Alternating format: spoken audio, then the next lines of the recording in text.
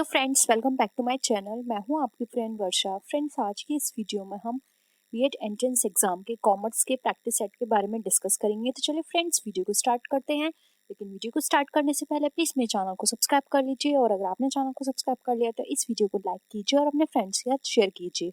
चलिए फ्रेंड्स, आज की इस वीडियो को स्टार्ट करते हैं। Is a realisation account. अब हमें बताना है रियलाइजेशन अकाउंट कौन सा अकाउंट होता है। ये पर्सनल अकाउंट होता है, नॉमिनल अकाउंट होता है, रियल अकाउंट या फिर सस्पेंस अकाउंट। तो रियलाइजेशन अकाउंट आपने देखा होगा, ये पार्टनरशिप के अंदर प्रिपेयर किया जाता है। रियलाइजेशन अकाउंट ये एक तरह का नॉमिनल अकाउंट होता है, यानी कि नाम मात्र का खाता होता है। जब हम जो पार्टनरशिप फर्म होती है उसका वाइंड अप करते हैं या फिर समापन करते हैं, तो उसकी दशा में ये हम रियलाइजेशन अकाउंट प्रिपेयर करते हैं। तो यहाँ पे ऑप्शन 2 हमारा नॉमिनल अकाउंट राइट आंसर हो जाएगा। नेक्स्ट क्वेश्चन पे आते हैं। पेमेंट टू क्रेडिटर्स रिजल्ट, यानी कि जो भी पेमेंट किया जाता है क्रेडिटर्स को, वो क्या रिजल्ट करता है, यानी कि उससे क्या डिसीजन या फिर हम बोल सकते हैं उससे क्या रिजल्ट निकल कर आता है। इंक्रीज इन टोटल असेट्स, यानी टोटल असेट्स में इंक्रीज हो जाता है, डिक्रीज हो जाती है टोटल असेट्स, इंक्रीज हो जाती है टोटल लायबिलिटीज, या फिर reduction in total liabilities and total assets. तो देखिए यहाँ पर हम बात कर रहे हैं पेमेंट की, तो ऑप्शन डी यहाँ पे हमारा बिल्कुल करेक्ट होगा। क्योंकि जब हम क्रेडिटर्स को पेमेंट करते हैं तो हमारी लाइबिलिटीज तो कम होती हैं, साथ में हमारी असेट्स भी कम हो जाती है। क्योंकि जब आप क्रेडिटर्स को पेमेंट करेंगे तो आपके पास से क्या जाएगा, कैश। और कैश कहाँ शो किया जाता है, ये शो किया जाता है हमारा असेट साइड में। तो जब हम कैश अपना थोड़ा जब हम उसको पेमेंट करेंगे तो कैश हमारा कम हो जाएगा, तो हमारी टोटल असेट्स में भी कमी आएगी और लाइबिलिटीज भी हमारी कम हो रही है तो उसमें भी कमी आएगी। इसलिए यहाँ पे ऑप्शन डी हमारा करेक्ट आंसर है। नेक्स्ट क्वेश्चन पे आते हैं। Who was the person who first publish the principles और डबल अकाउंटिंग सिस्टम, यानी कि वो कौन सा पर्सन है जिसने फर्स्ट टाइम पब्लिश किया था डबल अकाउंटिंग सिस्टम के प्रिंसिपल्स को। Lucas Pacioli, Alfred Marshall, S W Taylor या फिर हेनरी फ्यूल। फ्रेंड, ये क्वेश्चन मैं आपको बहुत बार करवा चुकी हूँ, तो आप इजिली इसका आंसर कर सकते हैं। तो बताइए इसका क्या आंसर होगा। यस, देखिए इसका राइट आंसर है यहाँ पे ए, जो कि हमारा ल्यूकस पैसियोली। ल्यूकस पैसियोली हमारा ये कॉन्सेप्ट डबल एंट्री सिस्टम का लेकर आए थे।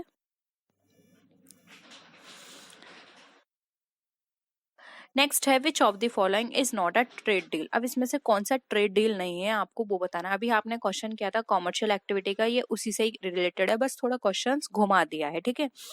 जैसे कि ये है 1 lakh worth of furniture purchased for business, his sons fees to 20,000 paid from his personal bank account, employees were paid 50,000, purchase good worth 75,000 rupees. अब देखिए यहाँ पर ट्रेड डील की बात की जा रही है, बतानी है हमें किसमें नहीं है। तो देखिए उसने फर्नीचर खरीदा परचेस के लिए, वो सॉरी फर्नीचर खरीदा उसने अपने बिजनेस पर्पस के लिए, डेली बिजनेस एक्टिविटी की बात है यानी ट्रेड की। एम्प्लॉय को पेड कर रहा है, ये भी बिजनेस एक्टिविटी की बात है। परचेस करा है उसने अपने बिजनेस के लिए कोई भी माल 75,000 रुपए का, ये भी बिजनेस एक्टिविटी की बात है। हमें यहाँ पे बताना है नहीं है, तो देखिए यहाँ पर हमारा 2 राइट आंसर हो जाएगा। उसने अपने बच्चे की फीस दी है अपने पर्सनल अकाउंट से, इसमें कोई भी ट्रेडिंग एक्टिविटी नहीं हो रही है, इसलिए यहाँ पे ऑप्शन 2 हमारा राइट आंसर हो जाएगा, ठीक है। नेक्स्ट आते हैं। The basic principle of accounting applies to debit granting credit. अब इसका जो लेखांकन का जो मूल सिद्धांत पाने वाला डेबिट देने वाला क्रेडिट लागू होता है, वो कहाँ लागू होता है, प्रॉफिट एंड लॉस अकाउंट में, in real account, in personal account, in cash account. तो देखिए पाने वाला डेबिट और पैन सॉरी जो पाने वाला है डेबिट और देने वाला क्रेडिट है, वो अगर हम बात करें नियम की तो वो लागू होता है हमारा पर्सनल अकाउंट में। ये रूल हमारे पर्सनल अकाउंट के अंदर है। इस तरह के क्वेश्चंस भी बहुत आते हैं, तो प्लीज आप गोल्डन रूल्स जरूर पढ़ लीजिएगा अकाउंटिंग के, ठीक है। नेक्स्ट है अगेन उसी तरह का एक क्वेश्चन है, लेकिन यहाँ पे जो ऑप्शंस हैं वो अलग हैं, ठीक है। Which of the following is not a trade deal. अब आपको ट्रेड डील अगेन बतानी है। Bought ₹10,000 furniture for business, employee salary 6,000 paid, boys fees 5,000 paid for his personal bank account and 2,000 paid for boys fees by trade. अब देखिए यहाँ पर बात की जा रही है, ये दोनों ही ऑप्शन यहाँ पर ये तो आपने देख लिया कि ए भी नहीं हो सकता और बी भी नहीं हो सकता। अब यहाँ पर आपको थोड़ा सा कंफ्यूजन होगा ऑप्शन 3 एंड ऑप्शन 4 से। तो देखिए यहाँ पर आप इस तरह से इसको समझ सकते हैं कि यहाँ पर जो पे की जा रही है फीस वो ट्रेड के द्वारा की जा रही है, और यहाँ पे जो पे की जा रही है वो पर्सनल यूज से की जा रही है। अब ट्रेड के द्वारा की जा रही है फीस, तो देखिए यहाँ पर अगर हम बात करें तो सौदा हो रहा है, क्योंकि यहाँ पर क्या है वो उसने बिजनेस पर्पस से बिजनेस का जो भी अमाउंट था वहां के थ्रू उसका पेमेंट किया है, जबकि दूसरे में उसने कहाँ से किया, अपने पर्सनल अकाउंट से। तो यहाँ पे अगेन राइट आंसर हो जाएगा 3, और 3 जो है वो ट्रेड डील नहीं है, बाकी फर्स्ट सेकेंड एंड फोर्थ हमारे ऑप्शन ट्रेड डील के अंतर्गत आते हैं। ठीक है, नेक्स्ट क्वेश्चन पे आते हैं। और प्लीज अगर आपको वीडियो पसंद आ रही है तो वीडियो को लाइक भी जरूर कीजिए, शेयर कीजिए, और अपने फ्रेंड्स के साथ इस वीडियो को शेयर कीजिएगा, जिससे कि उनकी भी प्रिपरेशन अच्छे से हो जाए। ठीक है, स्टार्ट करते हैं। नेक्स्ट है हमारा क्वेश्चन, कैपिटल अकाउंट है। अब जो हमारा कैपिटल अकाउंट है वो किस नेचर का अकाउंट होता है, पर्सनल है, एक्चुअल है, अनरियल है, या फिर नन ऑफ द एप्रोप्रिएट, यानी कि इनमें से कोई भी सही नहीं है। तो यहाँ पर हम देखें तो पर्सनल अकाउंट हमारा किसको बता रहा है, ये एक पर्सन को रिप्रेजेंट कर रहा है, एक संस्था की में जो भी इन्वेस्ट किया गया है उसको रिप्रेजेंट कर रहा है। तो यहाँ पर ये पर्सनल अकाउंट राइट आंसर हो जाएगा, ऑप्शन ए यहाँ पे हमारा करेक्ट आंसर है। नेक्स्ट क्वेश्चन पे आते हैं, डुअल अकाउंटिंग सिस्टम स्टार्टेड, यानी कि दोहरा लेखा प्रणाली होती है वो कब स्टार्ट की गई थी, यानी कहाँ, इंडिया में, इटली, इंग्लैंड, या फिर नन ऑफ दीज। तो डबल अकाउंटिंग सिस्टम की बात करें तो ये स्टार्ट की गई थी हमारी इटली में। ठीक है, किसके द्वारा, ल्यूकस पैसियोली के द्वारा 1494 में। ठीक है, नेक्स्ट आते हैं, the property account is debited to the original price of the assets in the buyer's books and the total interest amount is debited. अब यहाँ पर ये क्वेश्चन पूछा जा रहा है कि जो भी धनराशि से कौन सा अकाउंट डेबिट किया जाएगा। यहाँ friend interest account is debited, यहाँ पर ना स्पेस है, यानी कि ये फिलिंदा ब्लैंक है, ये आपको फिल करना है। तो देखिए यहाँ पर जो डेबिट हुआ है ओरिजिनल प्राइस से क्या हुआ है, प्रॉपर्टी अकाउंट। अब ये बात की गई है बायर की बुक में, और टोटल इंटरेस्ट अमाउंट जो है वो किस अकाउंट के थ्रू डेबिट किया जाएगा, आपको इस फिलिंदा ब्लैंक में फिल करना है। इंटरेस्ट अकाउंट के नाम से, इंटरेस्ट डाउट अकाउंट के नाम से, सेलर्स अकाउंट के नाम से, या फिर ऑल अप्रोप्रिएट। तो देखिए यहाँ पर इसका राइट आंसर हो जाएगा ऑप्शन नंबर 2, जो कि है हमारा interest doubt account.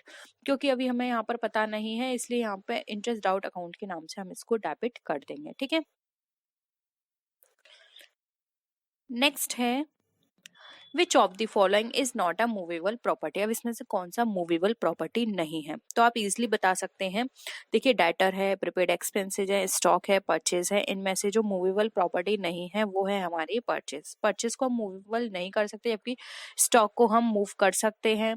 Prepaid expenses भी हमारे मूव हो सकते हैं, डेटर्स भी मूव हो सकते। डेटर किस तरह से मूव होंगे, आप इन डेटर्स को कहीं और ट्रांसफर कर सकते हैं, किसी और पर्सन के थ्रू ट्रांसफर करवा सकते हैं। ठीक है, यानी कि इसका जो अमाउंट है वो कोई और भी ले सकता है, उससे आप ले सकते हैं। तो इस तरह से मूवेबल हो सकते हैं, लेकिन परचेस मूव नहीं हो सकती। ठीक है, तो यहाँ पे ऑप्शन 4 हमारा यहाँ पे राइट आंसर हो जाएगा। नेक्स्ट क्वेश्चन है, which of the following is not a commercial activity. अब इसमें से आपको बताना है क्या कॉमर्शियल यानी कि जो व्यापारिक गतिविधियां होती हैं, क्रियाएं होती हैं, वो नहीं है। A person earns 500 profits by selling his old TV, यानी कि एक पर्सन ने 500 रुपए का प्रॉफिट कमाया अपनी पुरानी टीवी को बेचकर। Actions of an insurance company, एक इंश्योरेंस कंपनी के एक्शंस या फिर क्रियाएं। रनिंग अ प्रोविजन स्टोर, या फिर cooking and selling in a hotel. तो इसमें हम बात करें तो देखिए यहाँ पर जो हमारी एक्टिविटी नहीं है, जिसको हम कॉमर्शियल एक्टिविटी की बात कर रहे हैं, वो एक्टिविटी नहीं है क्या, ए, क्योंकि ये डेली बेसिस का काम नहीं है। देखिए इंश्योरेंस कंपनी में एक्शंस किए जाएंगे डेली बेसिस पर। Running a provision store daily basis पर हो रहा है। Cooking and selling in hotel, ये भी डेली बेसिस पर हो रहा है।